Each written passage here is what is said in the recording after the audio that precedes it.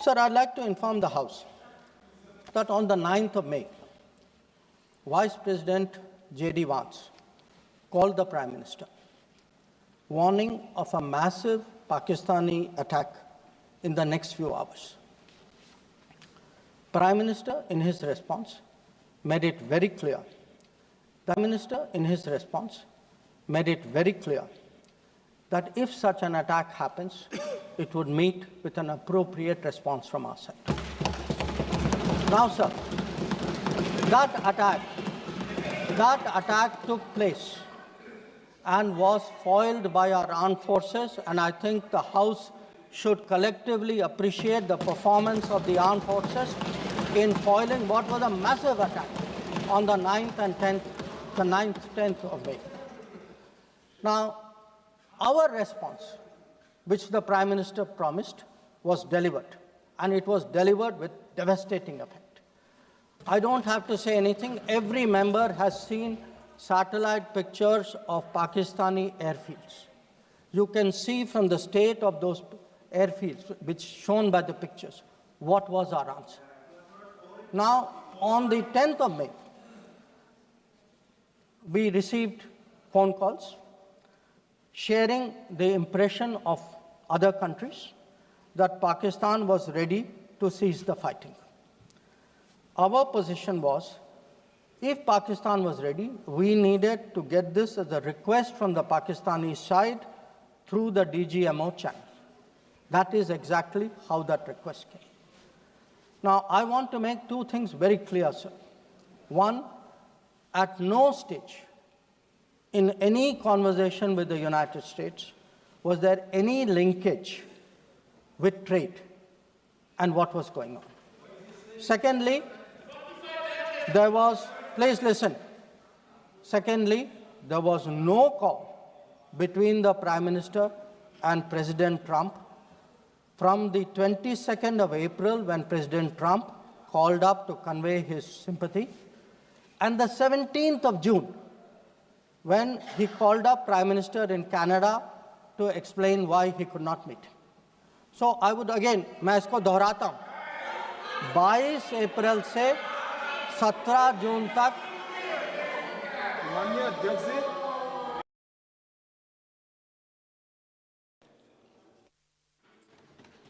Honorable Chairperson, I rise to apprise this august House of the foreign policy dimension of our response to the Pahalgam terrorist attack, going into the preparations for Operation Sindoor and how foreign policy was handled during Operation Sindoor.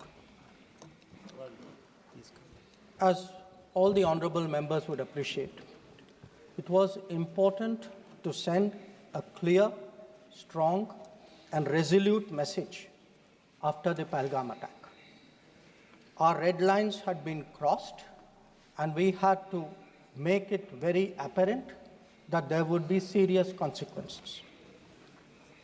As a result, the first step which was taken was that a meeting of the Cabinet Committee of Security took place on the 23rd of April, and that meeting decided that one, the Indus Waters Treaty of 1960 will be held in abeyance with immediate effect until Pakistan credibly and irrevocably abjures its support for cross-border terrorism. Two, the integrated checkpost Atari would be closed with immediate effect. Three, Pakistani nationals who are traveling under SARC visa exemption scheme will no longer be allowed to do that. Four, the defense, naval and air advisors of the Pakistani High Commission would be declared persona non grata. And five, the overall strength of the High Commission would be brought down to 30 from the number of 55. It was very clear, Honorable Speaker, sir, that after this first set of steps approved by the Cabinet Committee on Security, that India's response to the Pahalgam attack will not stop there.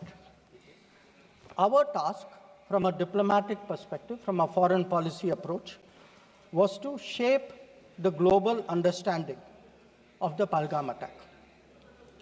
What we tried to do was to bring out to the international community Pakistan's long-standing use of cross-border terrorism.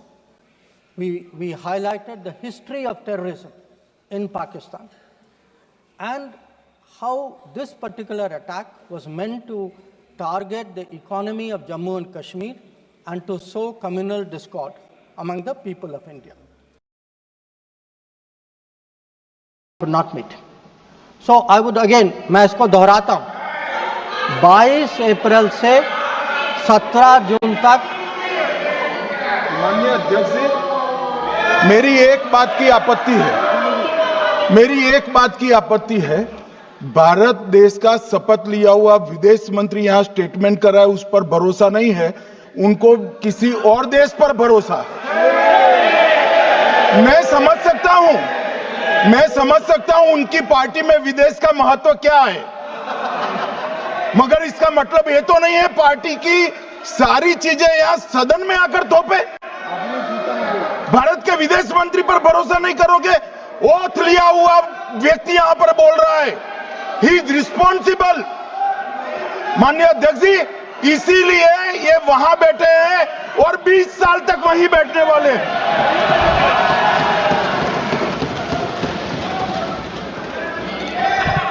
Honorable Speaker, sir. दुख की बात यह है कि 28 बार America के मुखिया ने अपने मुंह से ये बात कही और लगातार कह रहे हैं, लेकिन हमारे देश के मुखिया ने एक बार भी उसका खंडन नहीं किया कि अमेरिका के राष्ट्रपति झूठ बोल रहे हैं, गलत बोल रहे हैं। अमेरिका को भी चुनना होगा। अमेरिका को कैसे संबंध चाहिए हिंदुस्तान के साथ? दुनिया की एक शक्ति है हिंदुस्तान, भारतवर्ष को पाकिस्तान से का बराबरी नहीं कर सकता अमेरिका को भी चुनना होगा। और मैं आपसे भी कहना चाहता हूं, आपको भी रास्ता चुनना होगा, या तो आंख दिखाओ या हाथ मिलाओ, या तो बातचीत करके अमेरिका से संबंध सुधारो और डोनाल्ड को चुप कराओ, डोनाल्ड का मुंह बंद कराओ, नहीं तो हिंदुस्तान में मैकडोनाल्ड को बंद कराओ। अमेरिका को अधिकार नहीं है, दोनों घोड़ों पे सवार होकर चलने का अधिकार नहीं है।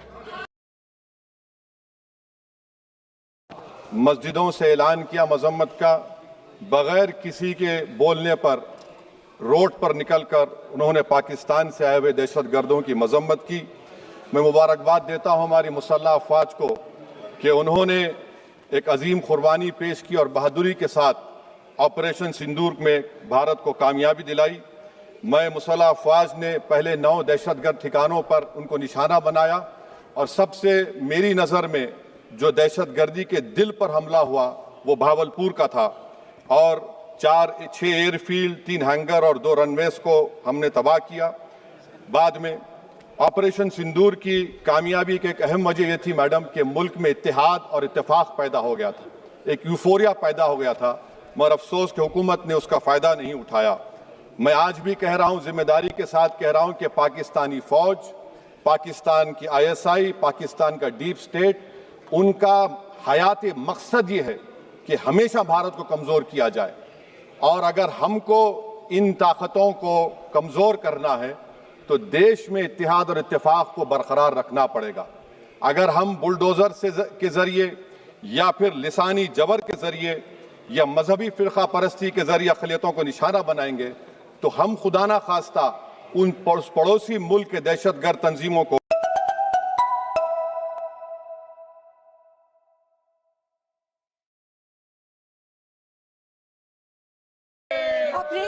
ऑपरेशन सिंदूर नाम सुनने में देशभक्ति का लगता है, लेकिन असल में ये सिर्फ मीडिया पर किया सरकार का एक तमाशा था। कोई नहीं बता रहा है कि इस ऑपरेशन में हासिल क्या हुआ, कितने आतंकी पकड़े गए, हमारे कितने फाइटर जेट्स गिराए गए, कौन जिम्मेदार है, कौन किसकी गलती है। इसका हिसाब देने का दायित्व इस सरकार का है, मगर देश में सवाल पूछने पर ही पाबंदी है, क्योंकि ये सरकार सवाल सुनना ही नहीं चाहती है, बल्कि ये सरकार जवाबदेही से ही भागती है। अध्यक्ष महोदय, आज की परिस्थितियों को देख मुझे रोम में बने कॉलिसियम की याद आती है। विश्व की सबसे अविस्मरणीय और पुरानी इमारतों में एक है। रोम में बनी कॉलिसियम मनुष्य की कल्पकता और निर्माण क्षमता का एक अभूतपूर्व मिसाल है, पर इसके अलावा वो एक गंदे और घिनौनी राजनीति का भी प्रतीक है। कहा जाता है कि इसका निर्माण उस समय की जनता को खेल और मनोरंजन में उलझाए रखने के लिए किया गया था, ताकि जनता का मूल मुद्दों पर से ध्यान भटक जाए। कुछ ऐसा ही आज हमारे देश की सरकार करती प्रतीत हो रही है। আমেরিকার প্রেসিডেন্টের জন্য নয়, আমরা আমাদের জন্য করেছি কথা বলে। নরেন্দ্র মোদী প্রধানমন্ত্রীজি, আপনি কেন একবার, why once you have not posted in the X handle post?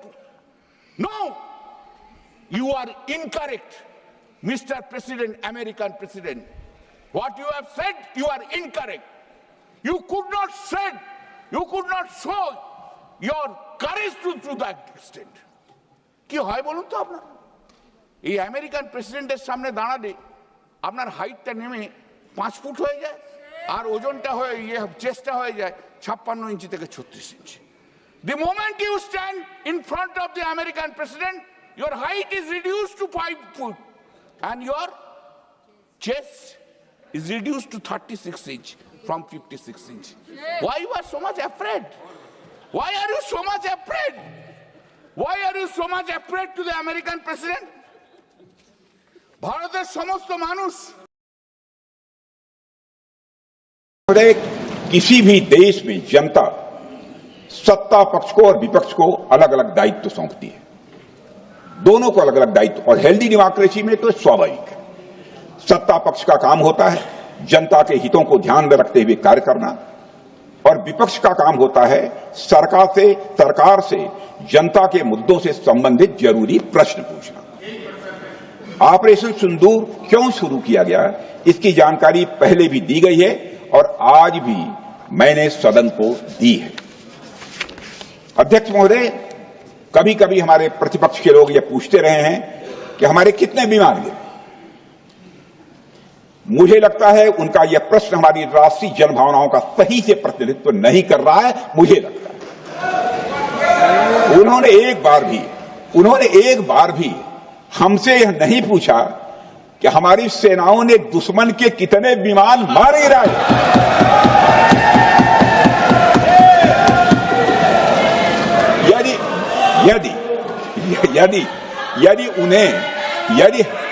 यदि उन्हें प्रश्न पूछना ही है अध्यक्ष महोदय, तो उनका प्रश्न यह होना चाहिए, क्या भारत ने आतंकवादी ठिकानों को तबाह किया? तो उसका उत्तर है हाँ।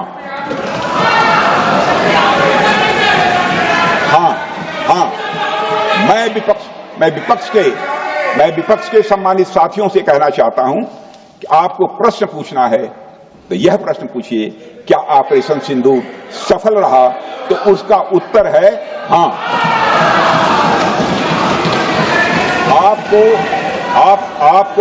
आपको प्रश्न पूछना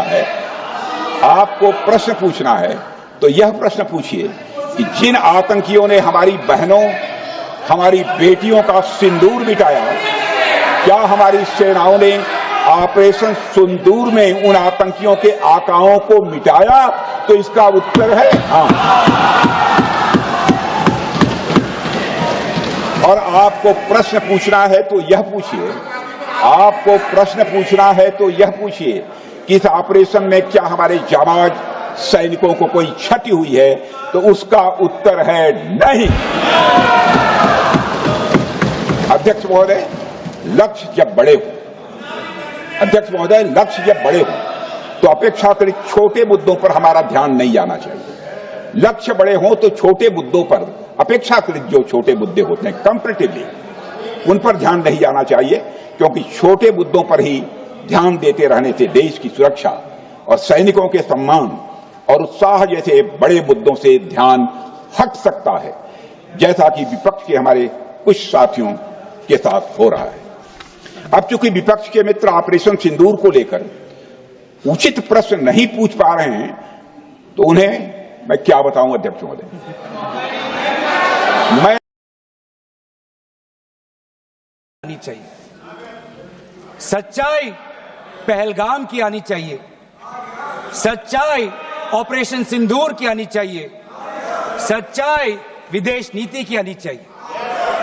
और यही आज हमने सूचना का जो युद्ध की बात हम कर रहे हैं, वो आज हमने आदरणीय राजनाथ सिंह के भाषण में सुना।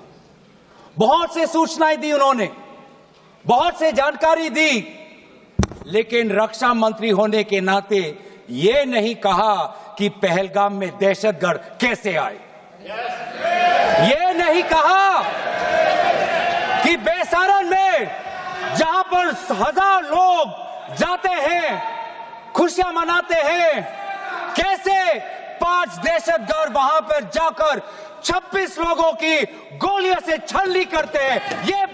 ये सूचना रक्षा मंत्री ने नहीं दी। यही है सूचना का युद्ध कि इतनी जानकारी देते हैं कि कभी कभी सवाल पूछना भी भूल जाते हैं। और आज ये है हमारे विपक्ष का कर्तव्य कि हम सवाल पूछेंगे देश हित में, राष्ट्र हित में। आज देश ये जानना